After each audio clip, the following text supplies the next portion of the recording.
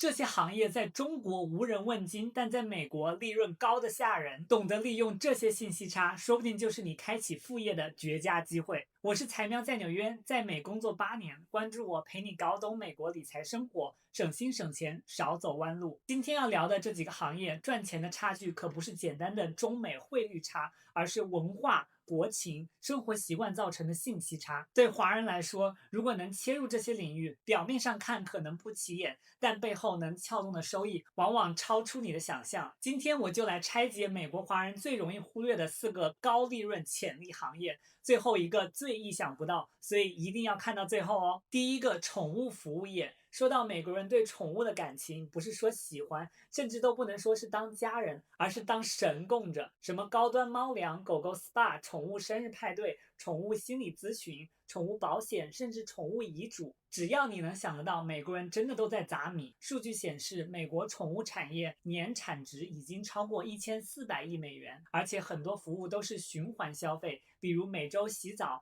每月修毛、每季度打疫苗。你知道在美国给狗狗剪毛一次要多少钱吗？$80起跳。我认识的做这个宠物理发师的朋友告诉我，他们的收费因狗而异，最高能到$200一次。宠物寄养一天也能收50到120美元不等，遛狗1小时都能收40美元。如果你同时管理4、5只，一天下来赚300美元不成问题。而且现在据我的观察，这个行业还属于朝阳上升期。不过一阵子就发现这里新开了一家宠物理发店，那里开了一家宠物日托，所以还有很大的潜力。对比一下中国，虽然一线城市的年轻人越来越爱宠物，但整体还是停留在陪伴的阶段，基础的喂养、洗澡、疫苗已经算照顾非常周到了。第二个，亚洲风疗愈，在中国可能平平无奇，但到了美国人眼中就是神秘莫测的东方力量。什么风水、针灸、冥想班、疗愈课，东方的宝石、水晶、手串，亚洲风的家居饰品，亚洲风的茶叶、饮品，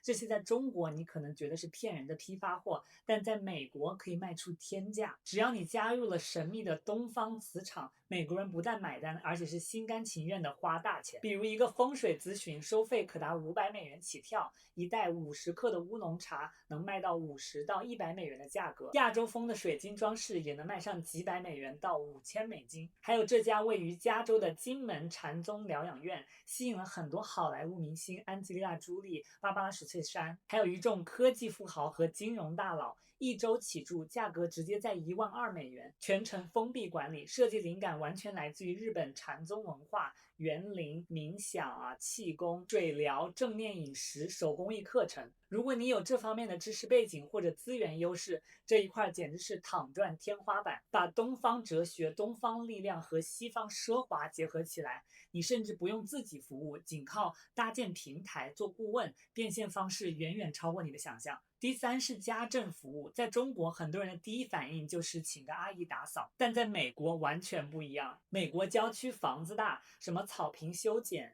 泳池清洁、通风管清洗、灭虫、屋顶检查、HVAC 中央空调维修，样样都得专业公司来，而且每一个都收费惊人。举个很普遍的例子，很多留学生来美国要合租，在公寓里打一个隔断就要几百到1000多刀，一周木工师傅做3、4个隔断就能5000轻松到手。而且因为这些服务都受监管，有牌照，还需要严格的安全保障，所以劳动力成本高，客户也不太会自己搞，直接外包就完事。这就意味着在美国这块领域的门槛在中低档，但它的单价高，回头率高，很容易做品牌化。比如割一次草40到80美元，灭虫服务500美元包年，修中央空调动辄200到500美元一次。如果你和一些大楼社区建立了长期关系，大楼可能让你每个月来一次，哪有家庭每个月都要灭虫修空调，所以去转了一次，可能什么活都不需要做就能把钱赚了。特别是针对华人社区，语言加信任加文化贴合，